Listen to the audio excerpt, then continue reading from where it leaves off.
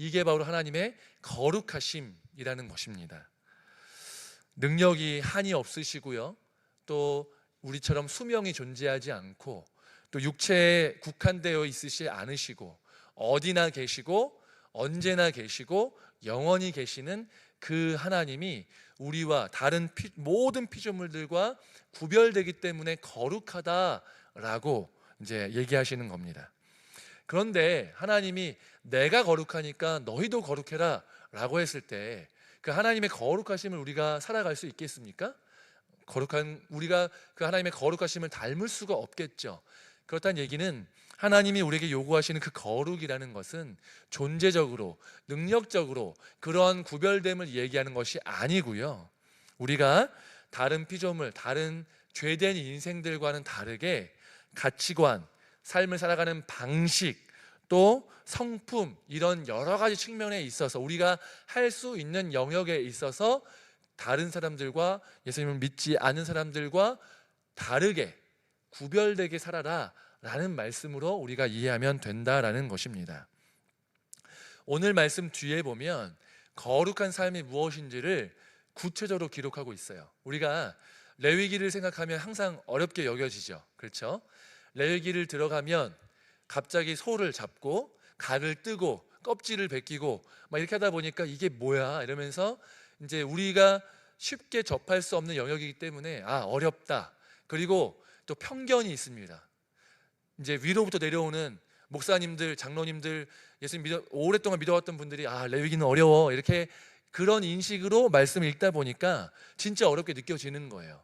근데 자세히 그런 편견을 버리고 자세히 살펴보면, 그냥 익숙치 않은 이 용어들에 대해서 찾아보면서 읽다 보면 이게 그렇게 어렵지 않고 오히려 레위기가 생각보다 구체적으로 우리가 어떻게 살아야 되는지 삶의 방식들을 제시하고 있다는 것들을 알 수 있게 된다는 것이죠. 오늘 말씀 뒷구절들을 쭉 살펴보면요, 하나님이 모세를 통해서 제시하시는 구별됨, 거룩한 삶에 대해서 구체적으로 기록하고 있는데, 제가 살짝 살펴보겠습니다. 부모를 경외하고 안식일을 지키라. 이것은 10계명의 5계명과 4계명에 속하게 되겠습니다. 너희는 헛된 것들에게로 향하지 말며 너희를 위하여 신상을 부어 만들지 말라. 1계명과 2계명이 되겠습니다.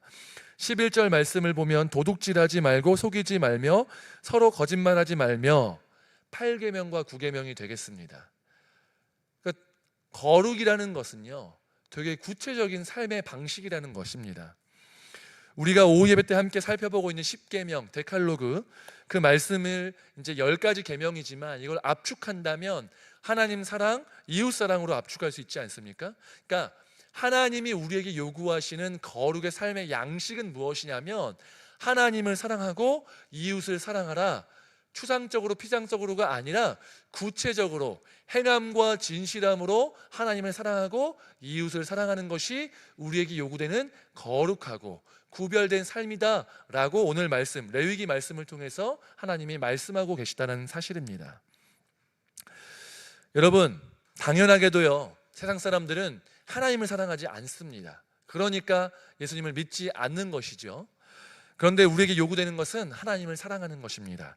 또한 이웃사랑, 이것은 세상 사람들도 어느 정도 합니다. 왜냐하면 사랑의 그 조각이 물론 죄로 인해서 망가졌지만 그럼에도 불구하고 사랑의 조각이 우리의 심령 가운데 있기 때문에 그것을 우리가 하는 거죠. 하지만 이 사랑이 하나님이 원하시는 이웃사랑의 그 조건까지는 충당하지는 못하는 그런 부족한 사랑이라는 것입니다.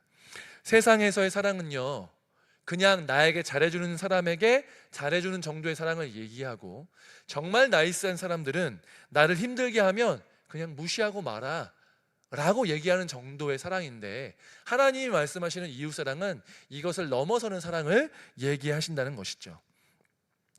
여러분, 이 하나님 사랑과 이웃 사랑을 자세히 살펴서 이것을 통해서 우리의 삶이 세상과는 구별되고 거룩한 삶을 사시기를 주님의 이름으로 축복합니다. 첫 번째, 하나님을 사랑하는 것인데요, 여러분, 하나님 사랑을 자세히 살펴보아야 합니다. 그런데 우리가 하나님을 사랑한다라는 것은요, 이웃을 사랑한다는 것은 너무 익숙해요. 그렇죠? 교회에서 맨날 하는 얘기가 하나님 사랑, 이웃 사랑이다 보니까 아니 뭐 하나님 사랑, 이웃 사랑 뭐가 어렵겠어? 나 하나님 사랑하는데 이렇게 생각할 수 있습니다. 맞습니다. 여러분 모두 하나님 사랑하시죠? 아멘. 네, 하나님 사랑하시는 줄로 믿습니다. 그런데 문제는 뭐냐면 이 말씀 속에서 우리가 하나님을 사랑하지만 완벽하게 사랑하지 못하고 또 이웃을 사랑하지만 완벽하게 사랑하지 못하잖아요. 그러니까 완벽할 수 없는 건 인정하지만 하나님이 구체적으로 제시해 주시는 그 사랑의 방법들에 그 우리의 삶을 비춰보아서 하나하나 비춰보고 혹시 내 삶 가운데 잘못된 모습으로 하나님을 사랑하거나 이웃을 사랑하는 부분이 있지는 않은지 점검해 볼 필요가 있다라는 것입니다. 여러분 우리가요 사람을 사랑할 때, 하나님을 사랑할 때 내 방식대로만 사랑하면 됩니까? 안 됩니까? 안 됩니다. 왜냐하면 부부간의 관계에서도 항상 싸움이 일어나는 것이 사랑의 방식의 차이, 그것을 이해하지 못하고 내가 원하는 방식대로 사랑하기 때문에 트러블이 발생한다는 거죠. 게리 채프먼이라는 상담사, 부부 상담을 해온 기독교인이 있는데 이 사람이 20년 동안 부부 상담을 해오면서 깨닫게 된 것들을 쓴 책이 있습니다. 그게 뭐냐면 5가지 사랑의 언어라는 책입니다. 이 말은요, 이 책에 따르면요, 사람에게는 5가지 정도, 물론 더 있을 수 있을 것인데 크게 5가지 정도의 사랑의 언어가 있다는 것이에요.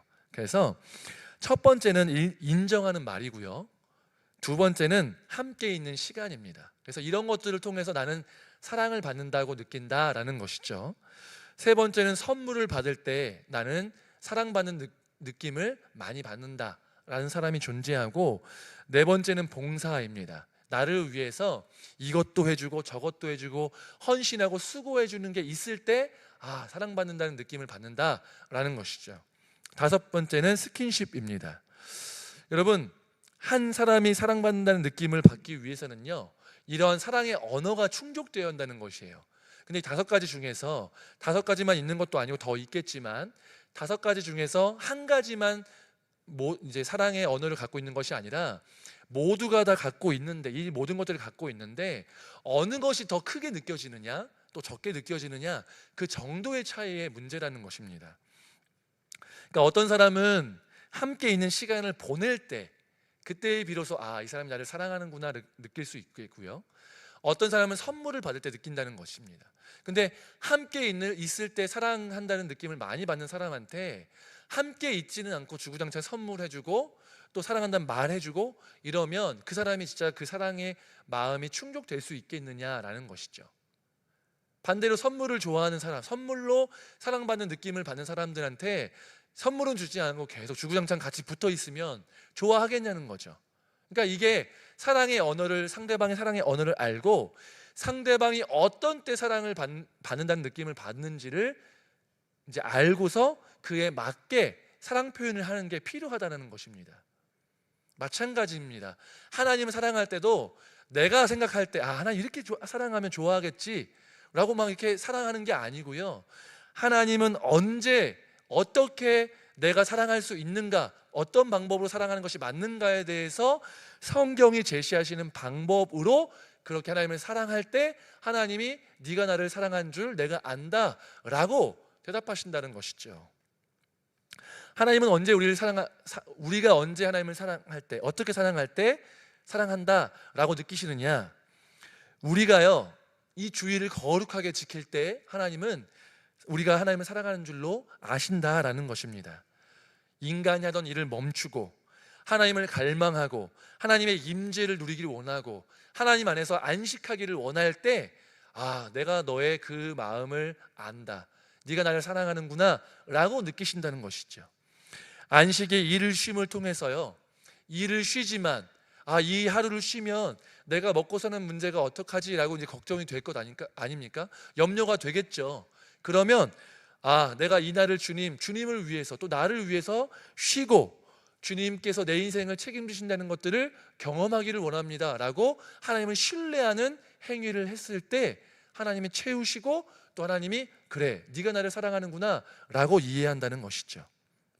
또한 예배 자리 가운데 나와서 우리가 그냥 이 자리에 머물러 있는 것에 그치는 것이 아니라 하나님 오늘도 우리 삶 가운데 임재해 주셔서 이 예배 가운데 임재해 주셔서 나의 마음을 만지시고 내 삶 가운데 말씀하시고 내가 기도할 때 거기에 응답해 주셔서 하나님의 살아계심을 내가 경험하게 해주십시오 라고 하나님의 임재를 갈망할 때 하나님이 네가 나를 사랑하는구나 라고 인정하신다라는 것입니다. 또한 우리가 살아갈 때 하나님 아닌 다른 것들, 다른 피조물들을 섬기는 우상 숭배를 할 수 있잖아요. 근데 우상 숭배를 하지 않고 하나님만 유일한 신이심을 인정하며 살아갈 때 하나님이 우리의 사랑을 진짜 사랑이라고 인정하신다는 것이죠. 이러한 살아계신 하나님, 또 하나님을 사랑하는 것들이 우리 삶 속에서 이루어지기를 주님의 이름으로 축복합니다.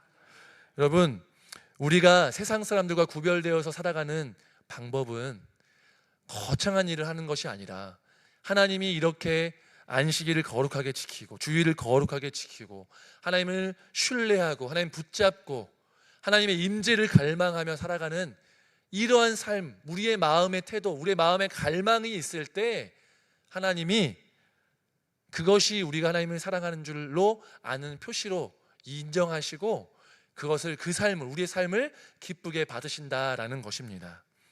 그래서 이렇게 하나님을 신뢰하고 의지하고 하나님께 초점을 맞추고 하나님을 갈망하며 살아가시는 저와 여러분 되시기를 주님의 이름으로 축복합니다. 이러한 목적 때문에 하나님 우리를 구원하셨다는 것입니다. 고대의 수많은 신들의 신화, 그 가짜 신들이잖아요. 그 가짜 신들의 신화에는 어떻게 기록되어 있냐면 그 신들이 인간을 만든 이유와 목적이 신이 하기 싫은 일을 대신 하게 하기 위해서 노예로 인간을 만들었다는 겁니다.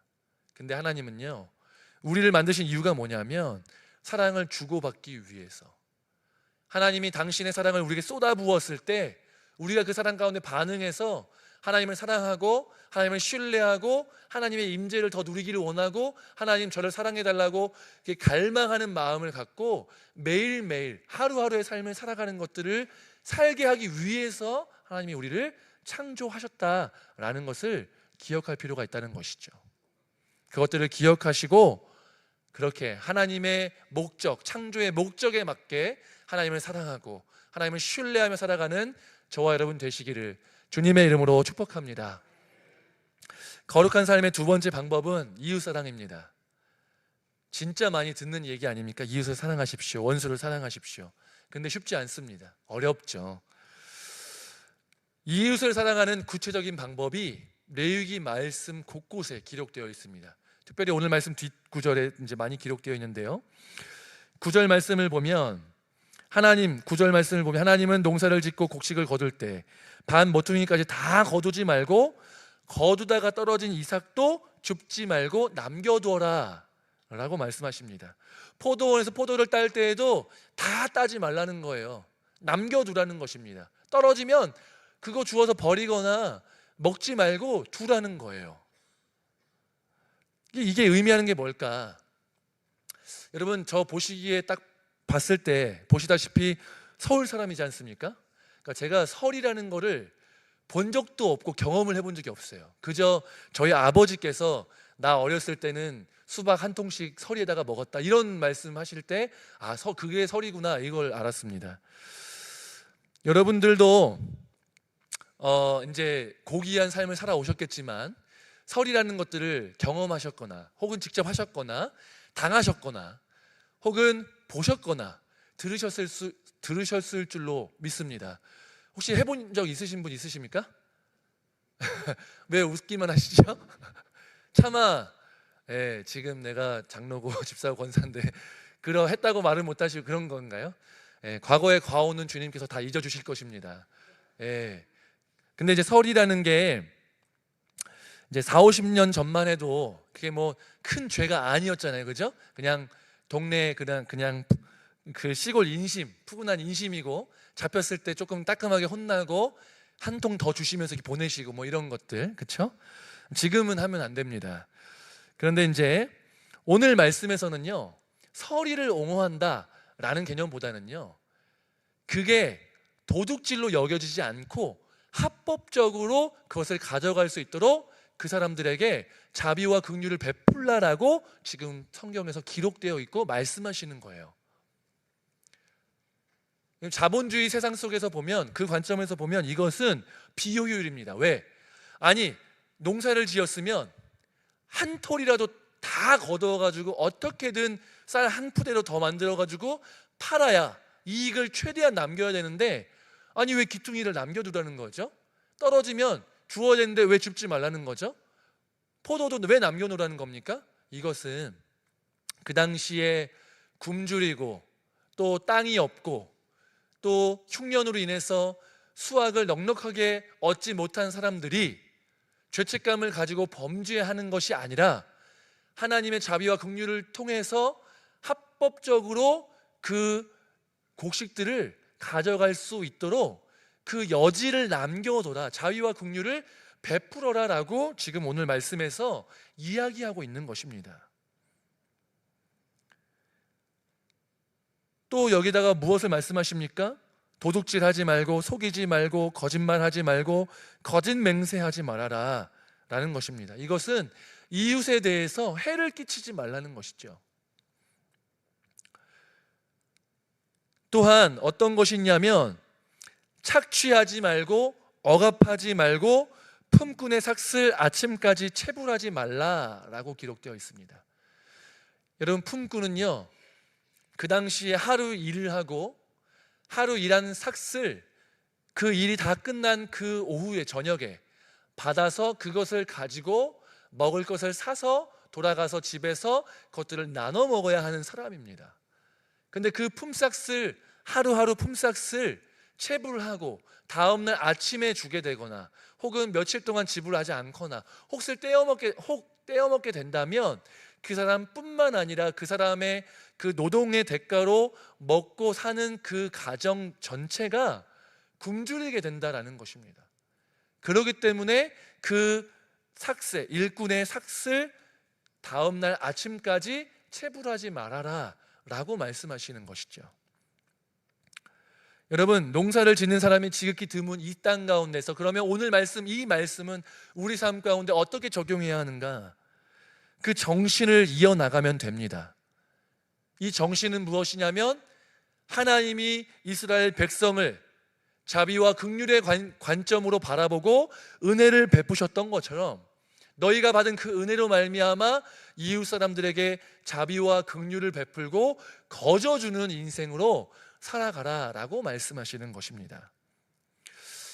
예를 들어 보자면 대기업이 골목 상권까지 들어와서 영세한 상권 상공업자들을 죽이는 일을 하지 말아라라는 것입니다. 지나치게 낮은 임금으로 사람들의 삶을 궁핍하게 하는 일을 멈추고 그냥 겨우 입에 풀칠하고 먹고 사는 정도로 임금을 주는 것이 아니라 조금 더 내 것을 나누어서 조금 더 주어서 이 사람들도 조금은 넉넉하게 살 수 있도록 임금을 지불해라. 또한 같이 일하는 사람이 일에 지쳐서 쓰러지게끔 과도하게 일을 시키지 말아라. 이러한 방법으로 자비와 긍휼을 너희 삶 가운데서 보여줘야 너희가 진정으로 이웃을 사랑하는 것이라고 말할 수 있다라고 성경은 오늘 기록하고 있는 것입니다. 또한 우리 삶에는 하나님의 공의가 있어야 한다고 얘기합니다. 재판할 때 가난하다고 편들어주지 말고, 불쌍하다고 편들어주지 말고, 또 반대로 힘이 있다고, 부유하다고 이 사람을 두둔하지 말아라. 어느 쪽으로도 기울여서 판단하지 말고 오직 잘못한 것과 잘한 것을 명확하게 구분하여서 공의를 실천해라 라고 말하고 있는 것입니다. 그런데 문제는 우리가 판사가 아니라는 것입니다. 그럼 판사가 아니면 이것과 상관이 없습니까? 상관이 있습니다. 우리 삶에도 이런 일들이 존재하는데, 사람들을 대할 때 잘생기고 돈 많고 학벌 좋고 인기 많은 사람들을 대할 때는 후하게 대하고, 잘생기지 않고 돈이 별로 없고 학벌도 좋지 않고 인품이 좋지 않으니까 박하게 대한다면 그것도 사람의 외모 또한 그 사람의 학력, 소유에 따라서 판단하는 것이기 때문에 잘못된 것이다 라고 말씀하시는 거예요. 우리가 편의점을 이용하거나 백화점을 이용할 때 그 직원들을 대할 때에도 정당하게 대해야 하고, 또한 택배를 하시는 분들과 수많은 사람들을 대할 때 모든 사람들을 대할 때 동일하게 정중하고 또한 존중하는 마음으로 대해야 한다라는 것입니다. 이것은 당연하게 들리는 말이지만 그럼에도 불구하고 우리 삶 가운데 모든 사람들을 대할 때 동일하게 정중하고 존중하는 마음으로 대하는 것이 결코 쉽지 않다라는 것입니다. 이 모든 것들이 너희는 거룩하라 라고 말씀하신 그 말씀 뒤에 나오는 구체적인 실천의 말씀인 것들을 기억해야 합니다. 여러분, 거룩한 삶이라는 것은요, 주일날 와서 거룩한 찬양을 듣고 거룩한 찬양을 하고 성스러운 분위기 속에서 예배 한번 잘 드리면 끝이 아니라요, 이 예배가 하나님 받으실 수 있는 기뻐하시는 예배로 내 마음을 다하여서 하나님을 예배할 뿐만 아니라 이 예배당을 벗어나는 순간부터, 아니 이 교회 안에서도 다른 성도들 대할 때에도 정중하고 존중하면서 대하고 사랑으로 대하고 교회 밖을 나서서 대하는 모든 사람들에게도 동일한 마음, 동일한 태도, 동일한 행동으로 대하는 것들, 하나님이 원하시는 자비와 긍휼을 베풀고 공의의 마음으로 대하는 것들이 우리 가운데 있어야 그것이 진정으로 구별되고 거룩한 삶이라고 하나님은 말씀하고 계신 것입니다. 이러한 거룩한 삶, 구별된 삶이 우리 삶 가운데 이루어지기를 주님의 이름으로 축복합니다. 우리는 신앙과 삶이 분리되는 경우가 많이 있습니다. 그것은 어쩔 수 없는 영역이 있습니다. 왜? 사람은요, 그렇게 합리적인 존재가 아니고요, 자기가 말했음에도 불구하고 자기에게 불리하면 그 말을 번복할 수 있는 존재가 바로 인간이기 때문에 그렇죠. 그러니까 언행일치가 어렵고요, 신행일치가 어렵고, 또 이렇게 신앙과 삶이 하나가 되는 것도 쉽지 않은 일입니다. 사실은 가장 어려운 게 제가 아닐까 싶습니다. 그렇죠? 목사니까 제가 목사라는 것을 아는 사람들에게는 더 정중하게 대하지만 아닌 사람에게는 더 풀어질 수 있는 게 목사 아니겠습니까? 저부터가 더 삶과 신앙이 분리되지 않을 수 있도록, 신앙이 우리의 삶의 근간이 될 수 있도록 기도하고 노력해야 될 필요가 있겠죠. 교회에 와서 열심히 신앙생활하고 봉사하고 헌금하고 예배하지만 실제 나의 삶에서는 하나님의 긍휼하심이 드러나지 않을 수 있습니다. 그런데 이 예배를 정성껏 드리는 만큼 우리의 삶 속에서 하나님의 자비와 긍휼과 은혜가 다른 사람들에게 잘 드러날 수 있는 삶이 되어야 하는 것입니다. 하나님은 당신을 믿는 그리스도인들이 세상 가운데서 그 이웃들을 사랑하고 실제적인 부분에 있어서 긍휼히 여기시고 사랑을 실천하는 것들을 하나님이 원하신다라는 것입니다. 만약에 하나님을 믿는 기업주가 있는데 그가 직원들의 월급을 후려쳐서 깎아서 임금을 체불해서 세상 사람들이 하는 불법적인 그런 행정을 해서 돈을 많이 모았다고 생각해 보십시오. 그래서 그거를요 11조를 많이 드렸어요. 하나님이 기뻐하실까요? 기뻐하시지 않을까요? 자기가 생각하기에는 주님, 제가 이만큼의 11조를 드렸으니 주님 기뻐 받아 주십시오 라고 생각할 수 있습니다. 왜? 자기 자신은 원래 자기를 객관화할 수 없는 존재니까요. 그런데 제3자가 이 모습을 바라본다면 하나님이 어떻게 비춰질까를 생각해 봐야 합니다. 이건요, 하나님이라는 존재가 있는데 기업주라는 조폭 행동대장을 두어서 그 사람으로 하여금 돈을 벌어서 수금하는 조폭 두목일 수밖에 없습니다. 세상 사람들이 볼 때요. 그러니까 우리가 세상에서 어떻게 사느냐에 따라서 우리가 믿는 하나님이 조폭 두목처럼 세상 속에서 비춰질 수도 있고, 아니면 진짜 자비와 긍휼과 사랑이 넘치는 하나님으로 비칠 수도 있다라는 것입니다. 왜냐하면 우리가 이 땅 가운데 하나님의 형상으로 빚어진 자들이기 때문에 우리가 어떻게 생각하고 말하고 행동하느냐에 따라서 세상 사람들은 하나님을 보고 판단할 수밖에 없기 때문에 그렇다는 것이죠. 여러분, 우리는 하나님의 형상입니다. 또한 그렇게 회복되고 있는 존재입니다. 그렇기 때문에 우리가 도덕적으로 또한 이렇게 성품적으로 또한 구별되어서 살아가는 그 모습이요, 완벽할 수 없는 것은요 어쩔 수 없습니다. 이건 필연적입니다.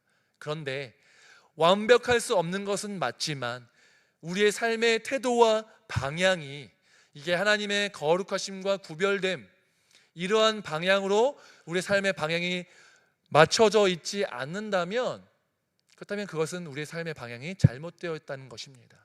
하나님이 기뻐하시지 않고, 이것은 이웃을 사랑하는 것도 아니고 하나님을 사랑하는 것도 아니기 때문에 우리는 구별되어서 거룩한 삶을 살지 못하고 있다는 반증이 된다는 것입니다.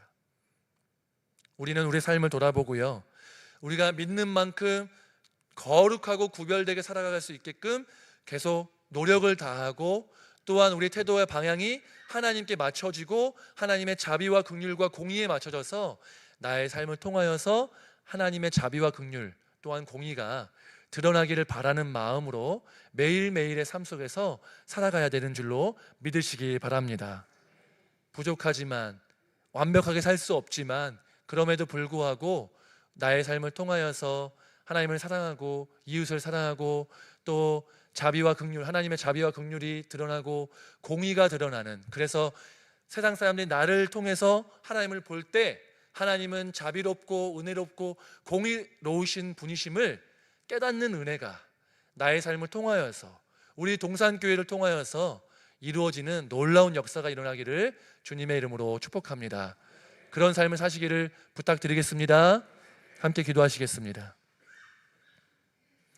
사랑의 주님, 하나님은 우리에게 내가 거룩하니 너희도 거룩할지어다라고 말씀하십니다. 하나님, 우리는 세상 속에서 세상 사람들과 다르게 구별되어서 거룩한 삶을 살도록 초청받은 인생임을 기억하게 하여 주시옵시고, 우리가 그런 거룩하고 구별된 삶을 살기 위하여서 힘쓰고 애쓰고 주님을 붙들며 살아가는 인생 될 수 있도록 주여 도와주시옵소서. 하나님, 하나님의 자비와 긍휼과 공의가 나의 삶을 통하여서 드러나게 도와주시옵시고, 그것을 통하여서 세상 사람들이 나를 통해서 하나님을 볼 때 하나님은 사랑이 넘치고 자비가 있고 또 공의로우신 분이시다 라는 고백을 들을 수 있는 우리 인생이 될 수 있도록 주여 도와주시옵소서. 감사드리며 예수님의 이름으로 기도드리옵나이다. 아멘. 자리에서 일어나셔서 찬송가 420장 찬양하시겠습니다.